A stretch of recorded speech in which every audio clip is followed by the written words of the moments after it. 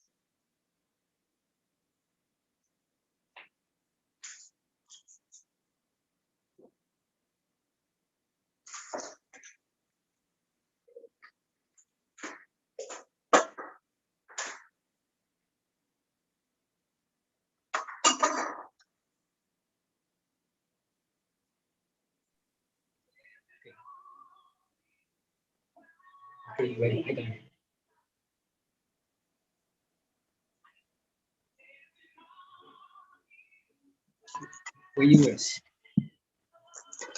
Go ahead, you're live. Just need to unmute the Melody Sweeting. Unmute her. Yeah.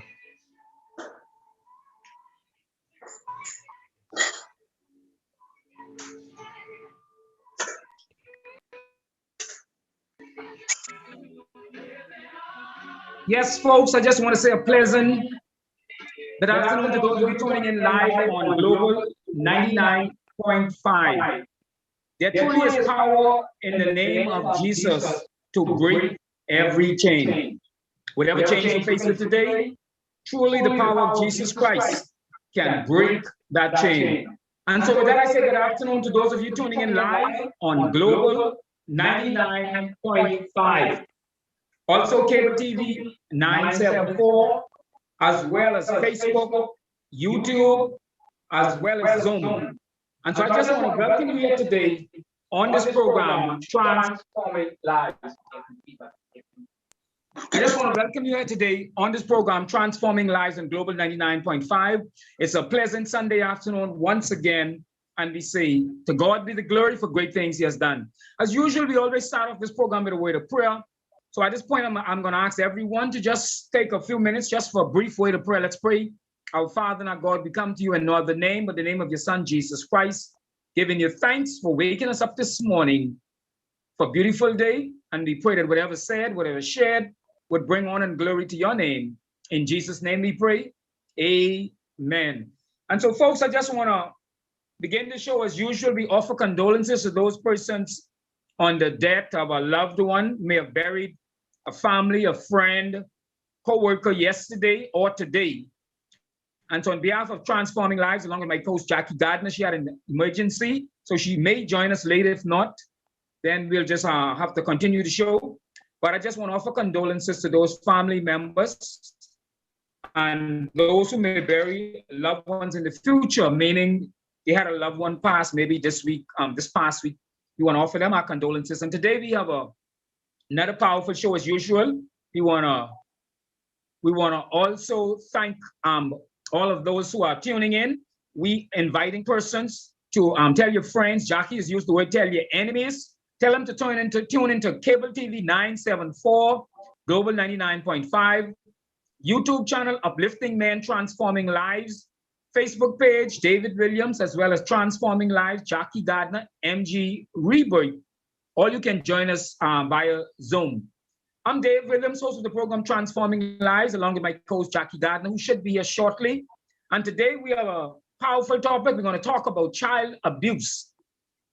I'm going to allow my guests to present for a while, and then I'm going to open it up for some questions from the audience. I don't want to dominate the show. I have some questions of my own, but you know, I am the type like to give you the opportunity because the show is not about me. It's all about listening to you. And so with that, I say a pleasant good afternoon. And as we prepare, I'm encouraging you to tell others to tune in. It's going to be a very informative program. I like the topic. And, you know, today there's a lot of dispute in terms of when we talk about child abuse. What is child abuse? And I know many persons have questions. So we're going to talk about it. So what I'm going to do right now, let me introduce, I don't have a particular order, but let me see if I can introduce my guests, since I got only me one today, so I guess you got to forgive me. And I have 2 and 3 duties I have to do today. Good day, Tamika. It's good to hear from you. I got to be between 2 phones also, okay? So just bear with me today since Jackie is not here. But let me introduce my first guest. Right now, I'm going to introduce her, and then I'm going to share a little on my second guest. Or maybe, I don't know, I'm just trying to think of how I should do it. But anyway, let me share on my first guest today. And then maybe I may let her share, introduce the next guest, and then introduce the third guest, okay? And allow each one of them to share for a few minutes, and then we'll open it up for questions. So this guest I'm going to introduce, her name is Lorraine Duvalier. She worked with the Department of Social Services for the past 37 years. She works in administration and has the overall responsibility for children's services, passionate about social work, and even more passionate about child protection. I also know her as a wife who has children. I know a husband, but she just wanted me to keep it short. She says she don't, she's not interested in us knowing all of, your degrees and all of it. She just want to talk about her passion, and that is protection of our children. So I'm going to ask Sister Duvalier, I'm going to introduce Sister Duvalier to make a presentation. Then I'm going to go with Kenneth Roll, and then I'm going to go with Dr. Carter Lukey. Okay, so Sister Duvalier, welcome to the program, Transforming Lives on Global 99.5. Thank you so much for having me, Dave. Thank you so much. And I appreciate the audience being here, and it is my hope that they will grow, that the audience will grow as we come along. But my thing is, even though there are a small amount of persons, then they can definitely share that information with other persons that they know and share the message on child abuse. But what I'd like to talk about beginning is to talk about Child Protection Month that just went during the month of April.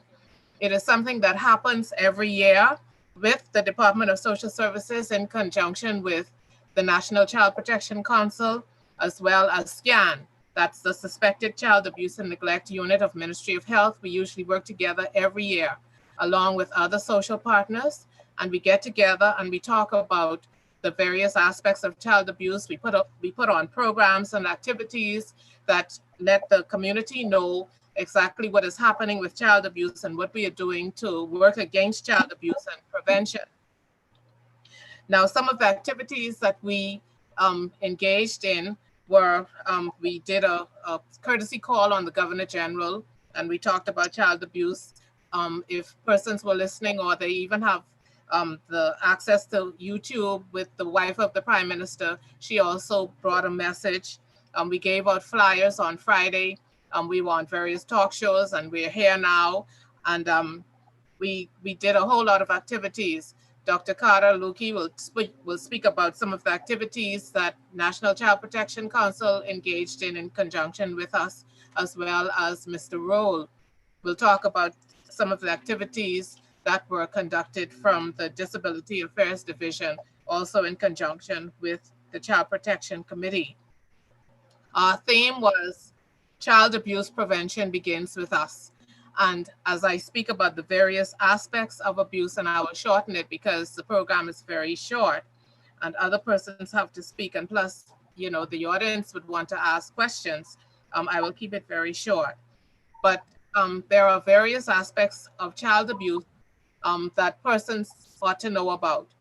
Usually when people speak about child abuse, they just think about physical abuse, and they talk about corporal punishment, and they believe that that's the extent of it. But child abuse is something that's very broad and something that we see very often in the Child Protection Unit, with persons coming to report this to us. And some of these cases include, again, as I said, physical abuse, which is the physical force that is used against children that injure them. And that is something also that the church becomes involved in, because you know that we, like the text, spare the rod, spoil the child, and then you get a whole lot of arguments coming from that. But what we are talking about, persons are not content to just, be reasonable in the way that they deal with their children. Many times you would find that they are overzealous, and you find that they hurt children, and the way that they hurt children is just horrible. They beat them with drop cords, the belt buckle. Some children are burned. They kick the children, punch them, slap them. They just really harm the children. And so those are the types of abuses that we see and that we speak out against. And then we have neglect. Neglect that's another aspect that is very broad, and it involves lack of supervision for children. It includes not giving children the type of attention that they should have, the emotional support and stability that they should have, the love that they should have. It's also failure to bring up children the way that they should be brought up. I'm sure that you've heard of the term, this child lacks brought up seat. And this child acts as if, they came out of the bush or the cave. Because they have no manners and all of that. But you don't realize that as parents, it's your responsibility to be able to bring up children and socialize them in the proper manner. Also, failure to provide for the medical needs of children, failure to provide for clothing needs, shelter needs, food needs. Those constitute neglect. And then we have abandonment. Fortunately, we don't have too much of that happening here, but one case is too many. And it's when parents leave children alone and have no intentions of coming back for them. We're not talking about the person who may leave the child with a mother or father overnight. We have that person who leaves the child. The parent leaves the child somewhere on the cesspit, on the doorstep, on the church porch. They have no intention of coming back for that child, and they don't come back for that child. That is what constitutes abandonment. And then we have verbal abuse, where, that's something that happens a lot here, where we feel that we can tell children anything that we want to tell them. And we call them names, we speak to them in a certain manner, and, it's unacceptable. I find that that's something that happens a lot here. And we need to work on that. And when the children get older and they become smart mouths or smart Alex, then we wonder where it comes from. But then we're very big on that with verbal abuse in the Bahamas, and that's something that we need to improve upon. And then we have sexual abuse, which is the use of a child by an adult for sexual gratification. And then incest is the same thing, except it's something that occurs with relatives. And so finally, I'd like to talk about emotional abuse. And emotional abuse is, again, as the name implies, withholding emotions from children, or even being overly dramatic in your emotions to children. Favoritism, showing one child that you favor them over the other. That's a type of abuse, and it has a very profound effect on children. One thing that I have observed over the years, working in social services and also as a parent, and also observing what's happening in the community, I find that when children are young, we shower them with love. And the older they get, the more we withdraw ourselves from them. And the less we are engaged in conversations where we call them terms of endearments and whatnot. The older they get, I don't know if we're afraid with boys that they would become soft or sissies or whatever. But when they're younger, we have no problems, sweetie and lovey and all of that, and oh, my love and my darling. But as they get older, we have no problems showering affection on them and kissing them and hugging them. And the older they get, then we withdraw ourselves from them, and we just expect them to know, well, don't you know that I love you? If I didn't love you, I wouldn't be working 2 jobs and 3 jobs. They don't care about that. but we have to show them that we love them. We know that as they get older, that they would become embarrassed if we used to kiss them goodbye every time they went to school. As they get older, we know that that becomes a bit embarrassing, but there are other ways to show children that we love them, and they always know that, by the things that we say and the demonstration of our affection toward them. I'd also like to say that if anybody knows or suspects a child is being abused, there is help. If a parent feels that they need to be a better parent, there also is help. But I would stop here and give the other guests opportunities to discuss their various areas that they had programs for, and also to give different perspectives on child abuse. Okay, I just want to thank you. So as I introduce my next guest, as he shared, like I say, I'm between a number of things, Facebook, YouTube, and everything else, because my co-host is not here. That's Mr. Kendrick Roll, has been a disability advocate for the past few years. He has been blinded from 2013, and he is the immediate past president for the Bahamas Alliance for the Blind and Visually Impaired. He is the technical programs officer and special projects coordinator for the Disability Affairs Division of the Department of Social Services. He's also the founder and chairman of the Bahamas Coalition of Advocates for Disability Awareness and Services. The father of two is a proud graduate of Prince William High School. Mr. Kendrick Roll. Good evening, sir. Good evening, Mr. Williams, and good evening to your listening audience. I was invited to be a part of this year's National Child Protection Month from the view that children with disabilities would be included in all aspects of activities and events that would be held throughout the month and for the foreseeable future in connection with child protection. One of the angles of child abuse would come from children, and we would look at that as peer abuse. This is when children of the same ages would verbally abuse each other and call them all manner of uncensored names and so forth. This does not only indigenous to regular children, but children with disabilities experience this on the regular from children who we would call able-bodied. Okay. So we focused on that point from during the month, and we made steps to host. When we didn't make steps, we actually hosted a disability awareness forum, and we invited high school children, that's 8th graders and 10th graders from all across the nation to chime in on Zoom. And they got a full understanding on the disabilities, the various types of disabilities, and the etiquette of dealing with persons with disabilities.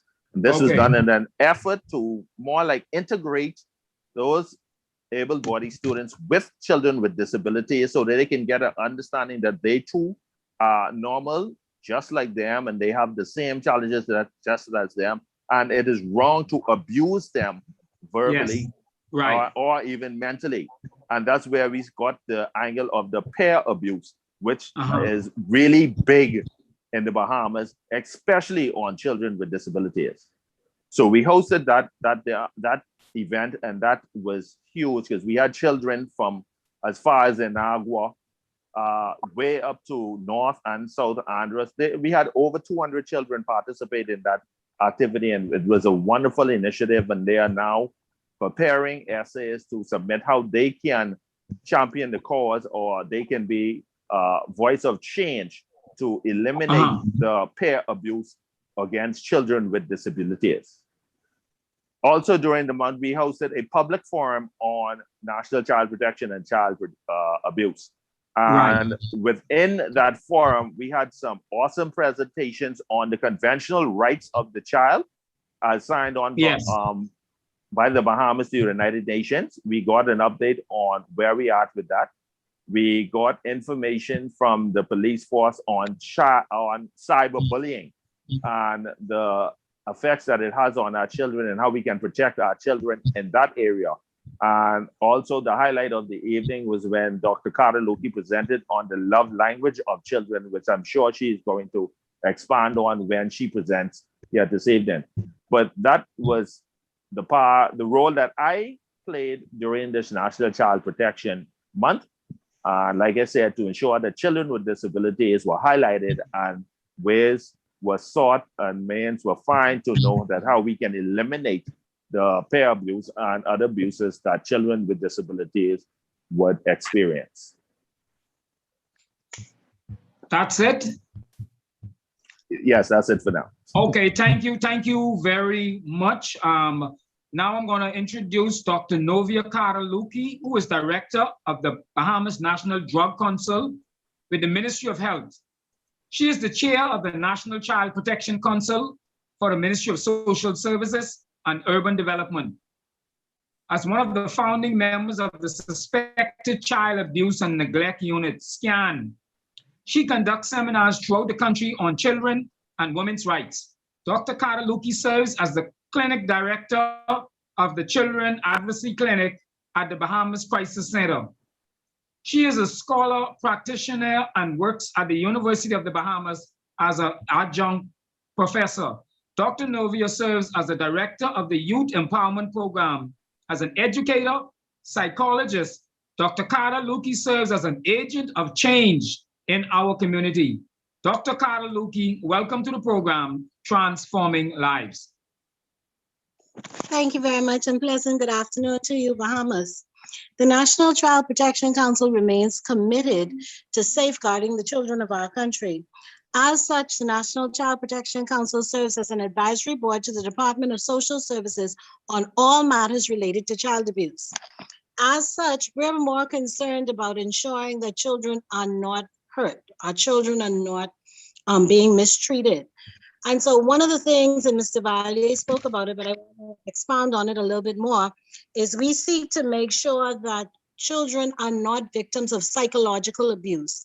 In many cases, when people hear the term child abuse, they tend to think about sexual abuse, they tend to think about physical abuse, but I want everyone to know psychological abuse is even more damaging than all of the other types of abuse. When you think of sexual abuse and when you think about physical abuse, the wounds heal. But when children are victims of psychological abuse, it affects their self-esteem and their ability to feel good about themselves and even their desire to want to be contributing members of society. And so when we think about child abuse, I think that's what caused the National Child Protection Council to say, the government signed on in 1991 on the Convention for the Rights of the Child. And so our job is to make sure that children everywhere understand that they have a right. The Bahamas government, basically, we promise kids that we're going to make sure that all of the 54 tenets outlined in the Convention on Rights of the Child, we consider it promises. And so the take steps every year to ensure that, number one, children are educated about their rights and they have the responsibilities that go along with those rights as well. Let me give you an example. In the 54 tenets, the Bahamas government promises children that if they're a victim of sexual abuse, any form of abuse, that the government is going to make sure that they receive the necessary treatment. The Bahamas government promised that we want to make sure that our children grow up in a violence-free Bahamas. We talked about that we promise kids that they will not grow up in environments that are full with drugs. We promise them that if they don't have parents, that the state will take care of them. And so we gave these kids a whole lot of promises. Right. And now our job as the National Child Protection Council is to make sure children understand, even though the government made those promises to you, you have some responsibilities as well to the country. So you want to grow up in a clean Bahamas, make sure you don't litter. You want to grow up in a violence-free Bahamas, make sure that you're not a bully, make sure you're not contributing to the violence. And so we have a lot of work in front of us, but the wonderful thing about it is we have a lot of partners that help make it all happen. For example, and this is one that I pride myself with in terms of what we've done as a country. A lot of government ministries operate in silos, but when it comes to child protection, those silos, those walls are broken down. Because let me give you an example of what we have. Okay. We have partnerships with education, partnership with the Department of Social Services, partnership with the Royal Bahamas Police Force, partnership with the Ministry of Health, and partnership with the Bahamas Crisis Center. And so once we identify a child as being a victim of child abuse, that child then is taken in almost into a network of care, where we make sure that they receive the psychological assistance they need. We make sure that we gather all the forensic information needed so that we can prosecute whoever perpetrated the crime. And so because of our relationship, Social Services protects the child, Crisis Center protects the child, Ministry of Health, the Royal Bahamas Police Force, and we just keep that network going so that no matter what happens, each one of the children who we know who are identified, we make sure that they get the help that they need. Why is this critical for us? Because if 100 children, we have 100 children who say, yes, I have been sexually abused, there's 60 more kids out there that are crying out for help. So we need to keep partnerships going to ensure that we safeguard the lives of as many children as possible. Oh, thank you. So Dr. Carter Luki, that's your brief presentation. Yes, sir. Okay, so folks, what I want to do, because I normally try to manage YouTube and Facebook and everything else, and Jackie is not here today, what I want to do now is open up for any questions that you'd like to ask our panelists, or any comments that you wish to share as we talk today about child abuse. So right now, I'm going to ask Pastor Williams to allow you to unmute.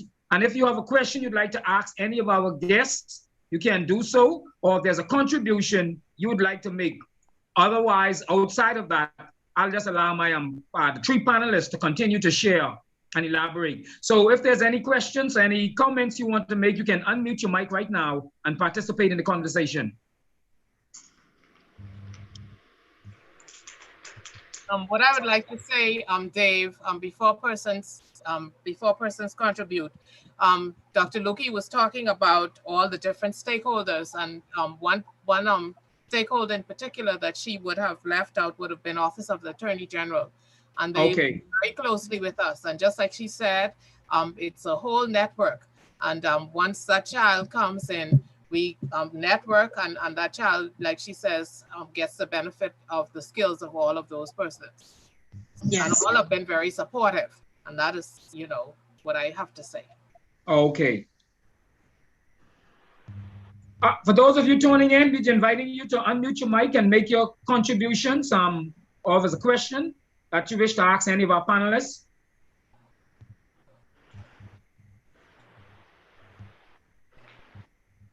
Okay, silence in the house. Sorry, that's somebody? Okay, silence in the house. Earlier I put it out there on my social media, talking about the discipline and punishment, and I know it's a whole different show if you want to use the word, but I just want briefly if one of you can explain the difference, because this seems to be a debate and understanding discipline versus punishment. So can you share that for me, please? The difference in the two? Okay, I had started to talk about how persons use this spare the rod, spoil the child. It didn't kill me, when I was growing up, but abuse was abuse, and it was going on then. Right. And it still is happening now. And, persons, they cross the line when they get to the point where they injure children. And so most persons, they don't, if they are using corporal punishment, you don't find the person usually waiting until they're calm and saying, well, okay, we'll deal with this, when I'm level-headed. They are going to deal with that right then when they are very angry. And if they decide to beat the child, then they're going to beat the child because of anger with all their might. Right. And you can imagine a 2-year-old being beaten by the father, who is 150, 175 pounds, and they're putting their full weight on that child. Of course, that child is going to be injured. And so, the line is crossed there. We know that there are certain ways that people use to punish children that are unacceptable. Slapping a child is not acceptable. When you slap a child, or when you slap anybody, for an adult for that matter, you are doing that to shame that child. and shame that adult. Yes. And so the same thing happens there. And you have persons who wait until they get in front of the schoolyard to beat children. They have crossed the line with something like that. You have neighbors who will beat a child for 10, 15 minutes. And, you know, it's just horrible. And so many ways that we choose to punish children have really crossed the line. You beat them with a piece of wood. Some of their bones are broken. You body slam them, and oh, you think you is man, and why you want to look at me like that, and who you talking to like that, and you know, you punch them in the mouth until you know, blood flows. You know, we cross the line, and we know, you know. Yes. We know. Dave, you don't need to ask when we cross the line. We know as parents when we cross the line, but we think that we have the right to treat them any way that we could. But as Dr. Lukey said, we made promises to children, and one of the convention articles talks about physical abuse. Right. And a child has the right to live a life free from physical abuse, and it isn't just physical abuse, Dave. You know, sometimes what we need to do as parents is to make sure when we are disciplining children that we make the punishment fit the crime. Because if the child, let's say, took one cookie out of the cookie jar and you told them not to, which means that they're stealing, you're trying to teach them a lesson, and then you beat them for 20 minutes.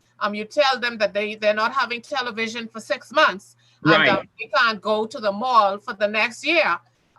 You know, the punishment doesn't fit the crime. And so you need to think of all of that. And really, as parents, when you decide to discipline children, you need to be thoughtful about it. And you need to decide on what methods you're going to use and all of that. And then you need to make it fit the personality type of the child. And what I mean by that is you have certain children with different personality types and who respond to different types of discipline. You have some children who you just need to talk to them. Right. And you will get the desired behavior, because really what you want is to get a desired behavior. That is the purpose of disciplining a child. You have some children, if you take away their tablet for a week or so, you'll get the desired behavior. If you put them in timeout, you'll get the desired behavior. And so it takes thought and creativity on the part of parents, and many parents are not willing to do that. It's just easy to say whap. You know, and you know, that is how we want to get behavior out of children. But there are some children, and prison is full of physically abused persons who it just made them angry, and it made them hate their parents. And, you know, it certainly did not achieve the desire that they wanted. Oh, okay, and thanks very much. I got a question in the chat. Say, greetings. Do you find that there is an increase in child abuse cases during the pandemic? One. And number two, with the increased use of technology, how can parents keep their child safe from cyber predators? So one, is there an increase of child abuse during the pandemic? And how can parents keep their child safe from cyber predators? Any one of you can answer that? Based on anecdotal information, I don't have the clear statistics in front of me, but based on the increase in clients coming into the Bahamas Crisis Center, we have seen a stark increase during the COVID-19 epidemic. And a lot of it we understand. And this is a worldwide phenomenon. This is not just indigenous to the Bahamas, but it's a worldwide phenomenon. Number one, parents are under a whole lot more pressure. And as a result, it's being taken out on the most vulnerable person in the home, the children. So because of job loss, because of just being locked down in the house environment, because of the children not being able to go to school, not being able to have access to teachers, guidance counselors, etc. Yes, we have seen an increase in the amount of sexual and physical abuse, and of course, psychological abuse as well. And so it is not something that we did not expect, because like I said, just the whole idea of an epidemic alone, you're going to see an increase. What we have noticed, though, is that there is a direct relationship between domestic violence and child abuse. So when you encounter a home where domestic violence is being displayed, automatically we look for child abuse as well. Okay. So Oh, Go sorry, ahead. go ahead. I thought you was finished. Go ahead. All of us who are in the field of supporting children, our major thing right now is the greatest casualty of COVID-19 must be the children.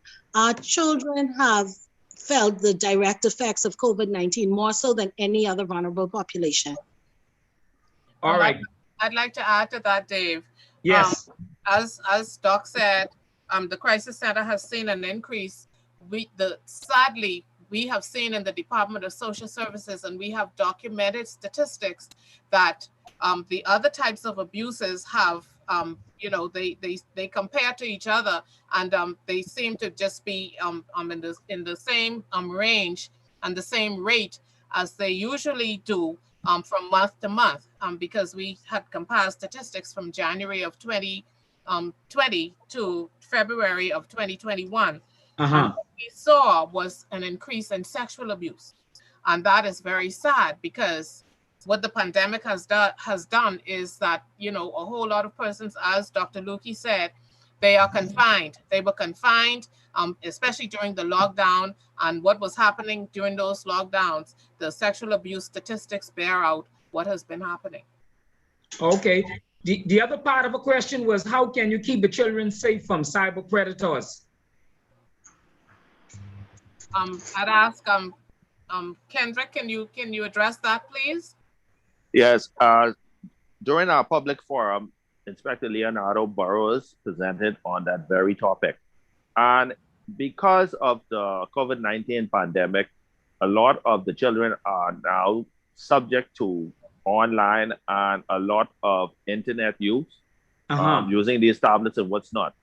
We have his recommendation is for the parents to build a stronger relationship with their children, knowing that they are online all of the time, and pay closer attention to the sites they're visiting and their activities on Facebook or whatever websites the children are using. And it is very important for the parents to play their role to limit the cyberbullying effects that our children would be receiving, especially in this COVID-19 environment, where they are mostly, or for the highest percentage, online, whether it's for school or just simply for entertainment, saying that they don't have much to do, and their face-to-face social life has really diminished in this time. Dave, to add to what Kendrick said too, to keep your child safe from cyber predators, just as he said, as parents, you need to have that type of relationship with your child, and definitely you need to tell them, should somebody try to friend them on social media, there are certain things that you should tell them and certain things that you shouldn't tell them. As strangers who come on, the cyber predator is definitely going to try to pretend to be somebody else. Usually it's an older person, but then of course they have to pretend as if they are younger. And, it's certain information that you should not give out to them.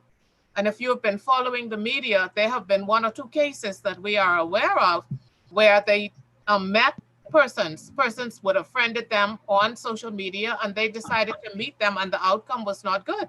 Right. They were raped. So there are certain things that you, certain information you don't give out, and you don't meet anybody who asks you to meet them, because that's not gonna turn out right. There are also controls that you can put on the tablets and whatnot to be able to disable those sites so that they're not allowed to go onto them. Okay, I see Fountain, and then we're going to take a question from Elwood. Fountain, that's Dr. Terry Fountain. Hey, hi, good afternoon, Dave. That's Mr. Terry Fountain. Don't Okay, give me Dr. Terry nothing. Fountain. Don't give me nothing iron. But my question for the panelists though, and hello to everyone. What are some of those things though? And I live on Nassau Street, so excuse the background noise, okay? But what are some of those factors that will increase the risk of our young persons being exposed to this whole cyber attacks, be it bullying, predatory things? What is it about are individuals, these young individuals themselves, that places them at risk, or makes them vulnerable to these kinds of online targets?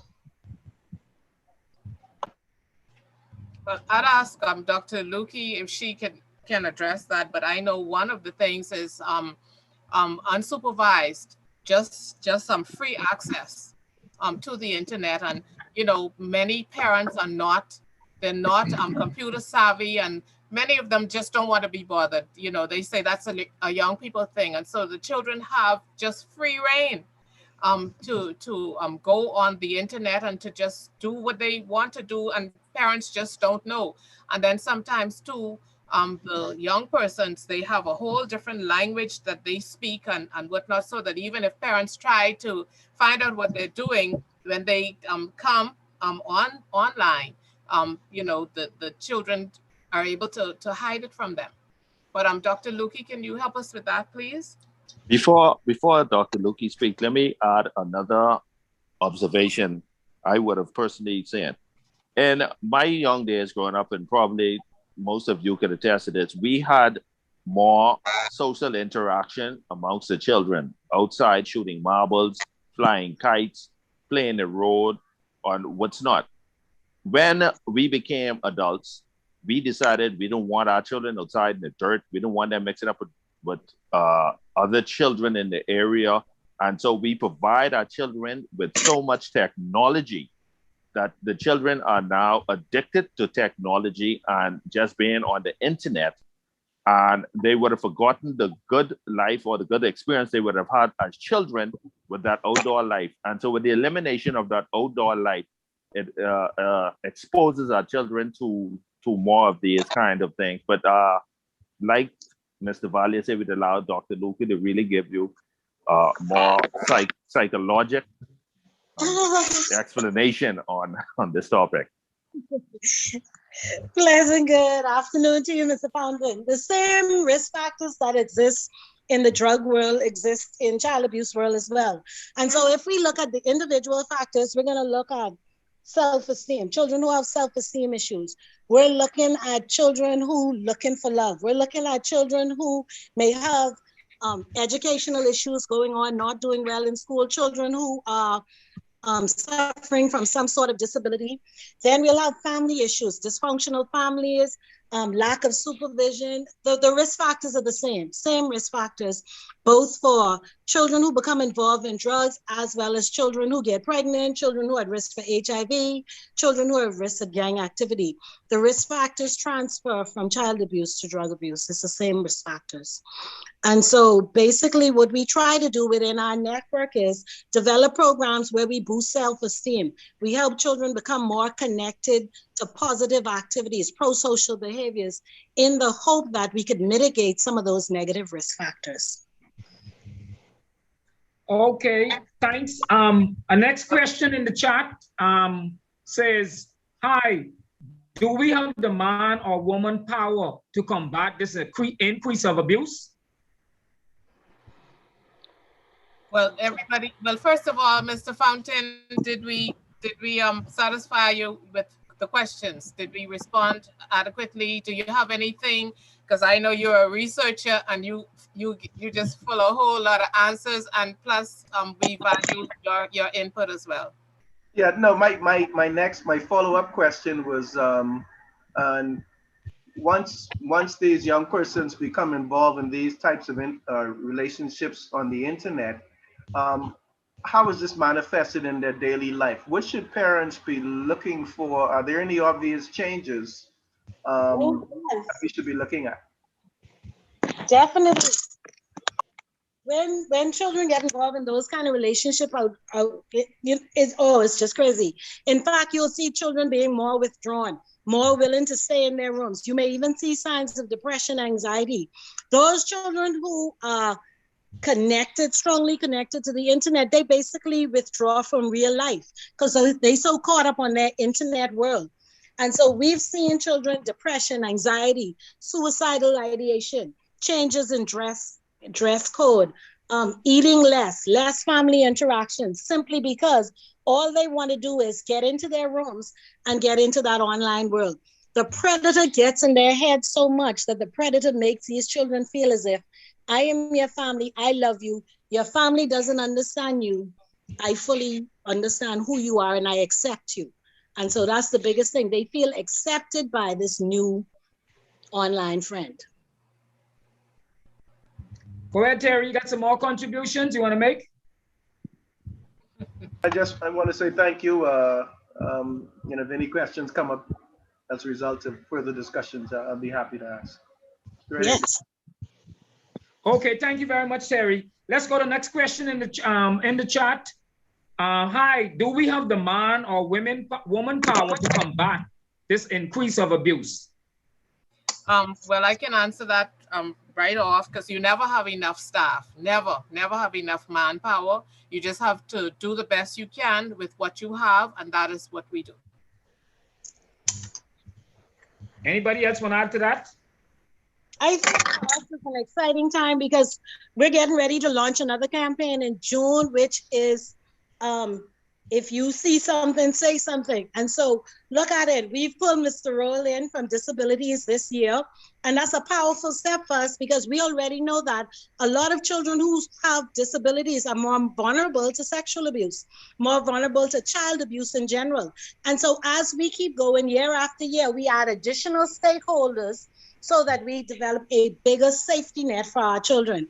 And so with Say Something, if See Something, Say Something, our hope is that we get more persons on board in the fight to safeguard our children. So the fight continues. Okay. And to add to that, let me say, in looking at our theme this year, which said child abuse prevention begins with us. So that means everyone, me, you, every listening audience you have, and if they share the message with each one, reach one, and everybody gets involved and do their part for child abuse prevention, then that alone is enough manpower, because each child has two adults in charge of them, a mother and a father in most cases. So with everybody on board, that should be enough man or woman power to combat this issue. Kendrick, I like that. That's the truth, though. I think someone asked the question, Dave, where is there a number that they can call if they suspect that a child is being abused, and if they have to give out their number when they call. We do have some numbers that they can call. Numbers 422-2763 or 322-2763. I'll call them again. 422-2763, 322-2763. And when they call this number, it's a toll-free number. Whenever they call any of these numbers, whatever type case that they call, it's manned by a social worker, and it's categorized based on the type of case that it is, and it's sent to the relevant areas. So not just child abuse cases come in. It's actually a crisis hotline. And so if persons have some crisis going on in their lives, then the social worker is able, from the intake that is taken, to determine what type of case it is, and it's routed out to the relevant agency, and they are given the help that they need. Okay, thanks. I see Stephanie Sinflo. I know she works with a human rights organization. I see Reverend Angela Palacios. I know she also works with children. So if there's some contribution you can make from your perspective, I'd like you to unmute your mic and give your contribution, please, and also anybody else. Stephanie Sinflo.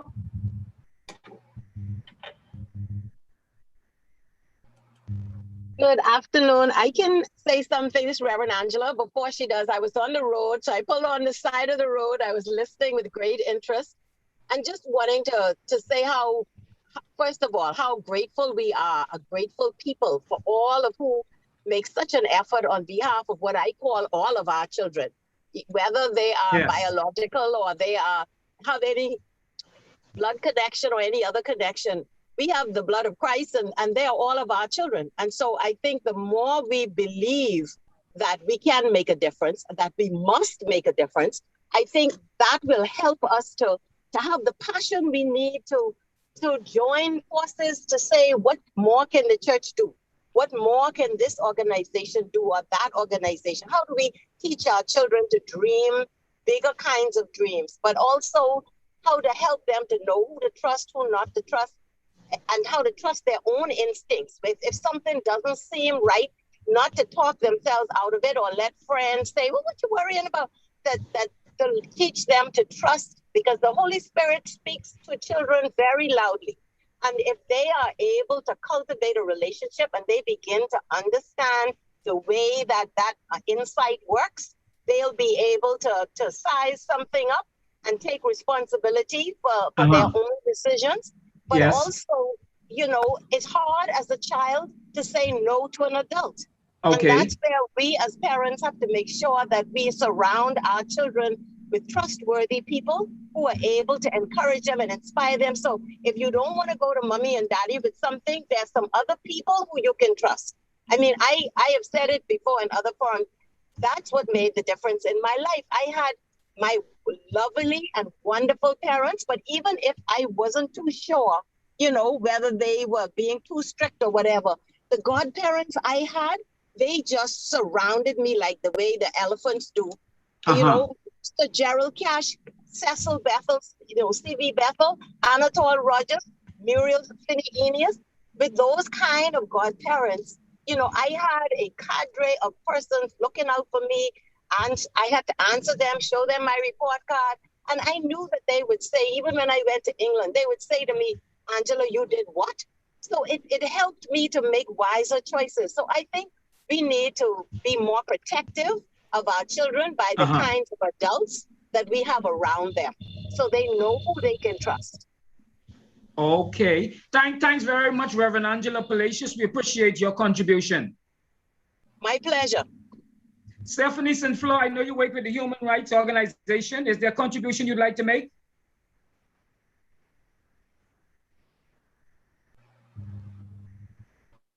Okay, we don't have a. All right, so what we want to do is ask if there are others who want to, because like we said, we don't want to dominate the conversation. There's some questions you want to raise or a contribution you wish to make. You can unmute your mic and give your contribution.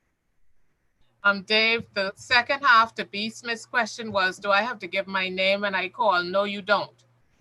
No, you don't. And as a matter of fact, even if you give your name, because you have some persons who will say, I don't care if they call my name, you know, still don't do it. We protect the confidentiality of the person.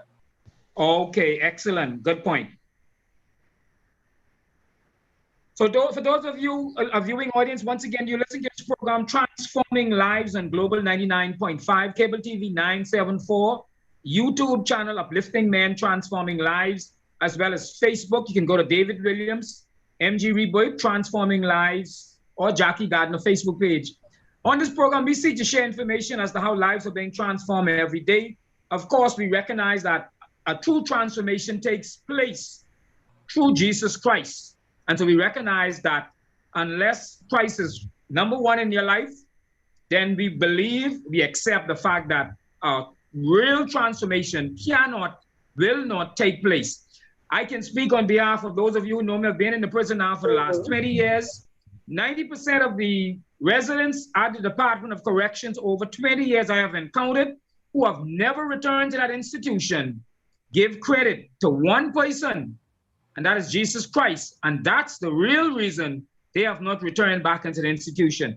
That's a sidebar, but we're talking about child abuse, and we want to open it up if there are others who wish to make a contribution. If not, I'll ask my panelists to continue share. Are there others who wish to make a contribution? You can open your mic and ask a direct question or make your contribution. Brenda Charles says she cannot hear anything. I don't know if anybody else experiencing that.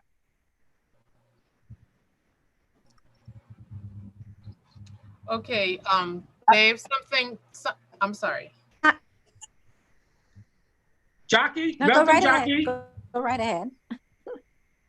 Okay, something that Reverend Palacios spoke about was, she said, it's hard to say no to adults. And that is one of the things that we are trying to teach as stakeholders and as protectors of our children.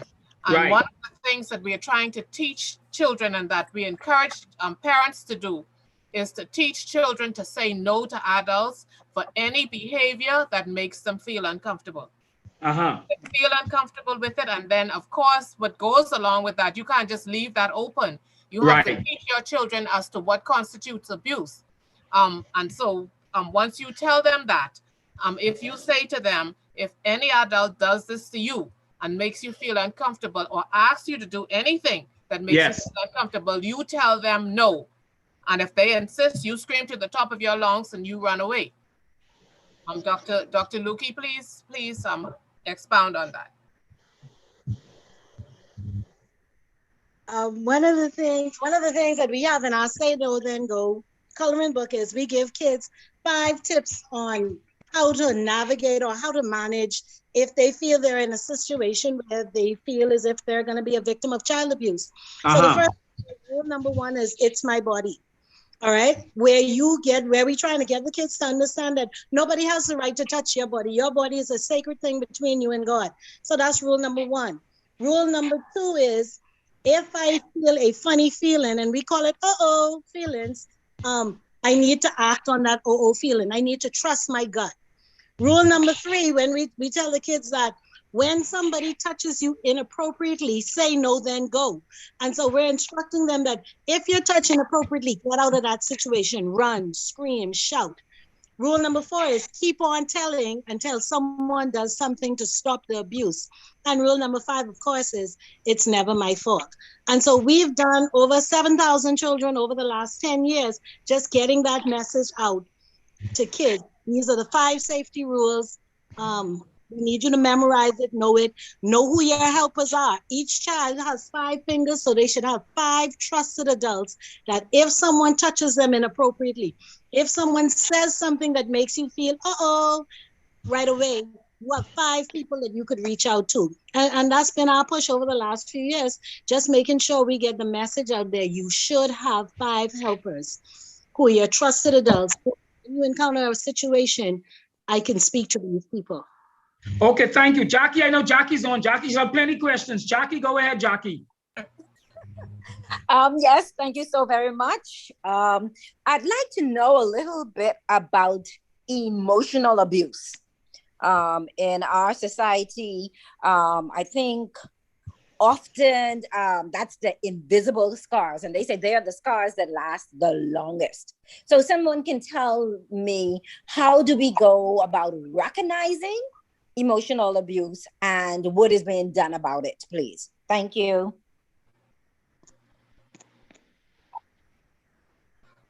Okay.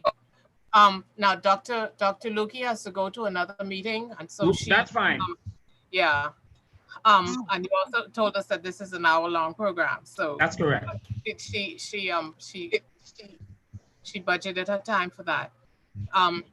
But emotional abuse, just as the name implies, you're withholding your emotions from children. And usually when we think of emotions, we think about love. And we think about not showing the children the love that they should have. And withholding that from them. Of course, if somebody does not feel loved, they're going to react to that. We ought to show children that we love them, not just by doing things for them, tangible things that they can see, intangible things that they can't see would be the emotional part of it. They need that support. They need that balance in order to be the type of balanced adult that we want. We want to continue to show them affection. We want to continue to tell them that we love them. Those things are essential in order for children to be balanced, and not only that, in order for them to be able to share themselves with other people. Because I'm certain that you've met persons who are they are very cold, and you can't get anything out of them. I'm certain that some women say, well, I've met a man who doesn't show me affection. He grew up in a home where they didn't show affection. That love was shown in some other way, by cooking their favorite meal or allowing them to play their favorite game. That was how love was shown in that home. But then she came from a home where they were always hugging each other and touchy-feely and whatnot, and always telling each other that they loved each other. And so that comes easy to her, and so in order, in order for us to show our children, to be role models, to be good examples of how to be able to show love and give love, definitely we have to provide that emotional base for children. Not one extreme, not extremes on either end. Okay, our next question in the chat. How do we collaborate and put the message out, reaching preschoolers to high school? Okay, Kendrick, help with that one, please.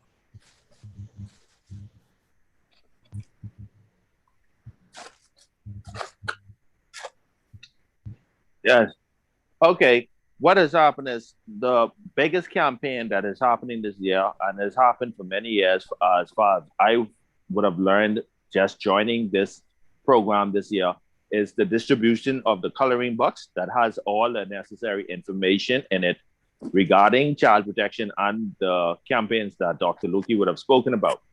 In addition to that, the coloring book is available on the Facebook page. It's a digital coloring book that they can download, add an app to it, and be able to color on the device, and also get the information along with it. And one of the highlights of the National Child Protection Month was the pop-up festival, where we hosted a virtual event and invited children from all across the nation to sign on to Facebook and to Zoom and participate in the exercise, where they were given a lot of information and activities to participate in. And it did run from the primary school level straight up to the high school level. So everybody had an activity that was relevant to their age groups for them to be able to receive the information and to be encouraged to share it with others in their peers. Okay, Mr. Roll, I want to say thanks just for a minute. For those of you tuning in, I need to sign off from the radio and the television, and then we can continue the conversation for another few minutes live on Zoom. Folks, you've been listening to the program Transforming Lives on Global 99.5. I'm Dave Williams, along with my co-host Jackie Gardner.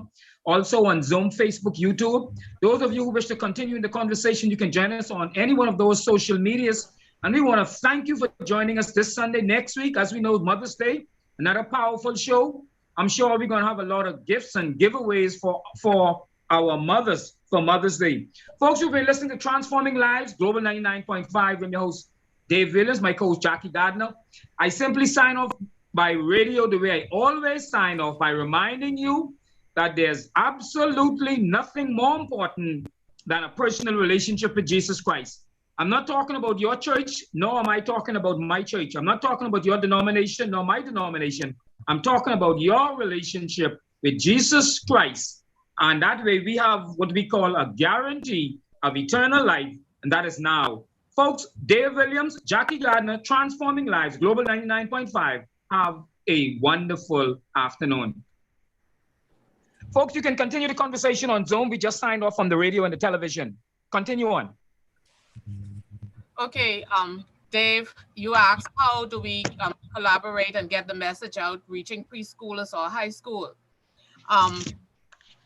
The Department of Social Services has a school welfare division, and we have a presence in all of the schools. All of the social workers are assigned to various schools. They're assigned to preschools. But we know that with the COVID and with the hybrid models, they're in and out now. But the guidance counselors, we have a good relationship with them. They can reach out to us if they would want us to come in and give lectures or whatever to the various preschools or high schools, private schools as well. We're able to do that.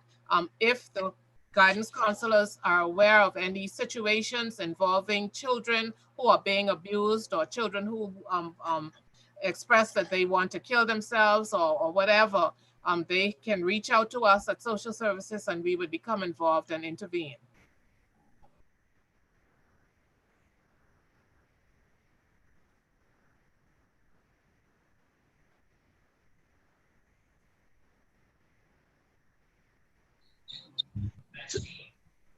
So as we were saying, so we just want to allow you, just before we signed off, to unmute your mic if you have a question.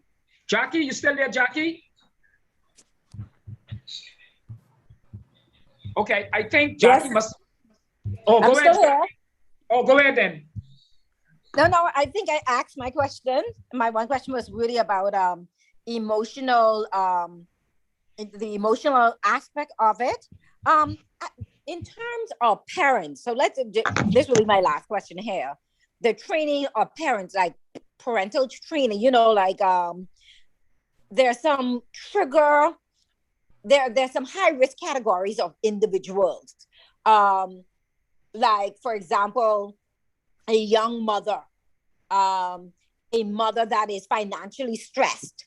They stand out not because they don't like their children, but maybe because they're dealing with extra stress that will make them more prone in some cases to abuse their children. Is there parental classes at the social services? Classes for parents? Are classes given for parents? Yes, Jackie, I'm so glad that you asked that question, because we do have the National Parenting Program that's virtual, and we have over 300 persons who are enrolled there. And we also have anger management classes that they're attached to that section as well. And a person can go in on their own and apply, but most of our referrals come from the court. But we do have a program where you can sharpen your parenting skills, because it's never too late. It's never too late to learn how to be a better parent, and anybody should want to be a better parent. And so we certainly will give them the tools on how to do that. That's great information. Okay. Thank you very much. You're welcome. Okay, I think this should be our last. I see a comment in the chat. This should be our last one. Then we'll sign up the suspected child abuse and neglect unit scan. Okay, in addition to medical care and follow-up for victims of abuse, also provides education to preschoolers on safe and unsafe touch. Yes, and so we also know that Dr. Carter, over the years, as you know, I've been on the radio for a number of years. I've got numerous books from Dr. Carter, which I remember the books Dr. Carter gave me. I had a teacher came here from Turks and Caicos Islands, and I gave them about at least 40 or 50 of those books. So Dr. Carter books is well read internationally. We just want to, so what I want to do, Jackie, is there anything else you want to share just before we wrap up? 5:13, so let's take another 2 minutes and wrap up. Is there anything else you want to share? No, I just think the topic is very timely, and I want to say thank you so much to our guest. Sorry, due to the family circumstances, I was not able to come in earlier, but I'm glad I caught the end. So kudos to you and to your team, and I wish you great success with your ministry. Thank you so very much. You're welcome. Okay, I just want to thank you, Mr. Stavalier. Thank you, Kendrick Roll, and to say thanks to Dr. Carter Lukey on our behalf. I want to thank those of you who tune in, who are listening to this program. We're inviting you to join us next Sunday, Mother's Day. I'm sure Jackie will have some giveaways. Amen, Jackie? So we will have some giveaways for Mother's Day. I see a big smile, a big smile. I didn't hear you. You putting Jackie on the spot. No, I'm telling you, he does that all the time. I'm used to that. Yeah, that's my partner, you know. Okay, Steph, I must say thanks for the invitation. Stephanie, I know you do some work with the human rights, so let Jackie and I know when you want to do a show to talk about your human rights issue. You know, we are open show, and we are able and willing to listen as we talk about how lives are being transformed. So you can contact me and let me know and say you wish this particular Sunday to have a show talking about human rights. But folks, you've been listening to the program Transforming Lives on Global 99.5, Cable TV 974, Uplifting Men, Transforming Lives on YouTube, Facebook, Zoom. We want to thank you for your participation. We're encouraging you to have a wonderful Sunday, and don't miss it. Next week, Sunday, Mother's Day, there will be some prizes and some surprises. Don't you meet me there. You ought to beat me there. Have a wonderful afternoon. Bye. Thank you for having us.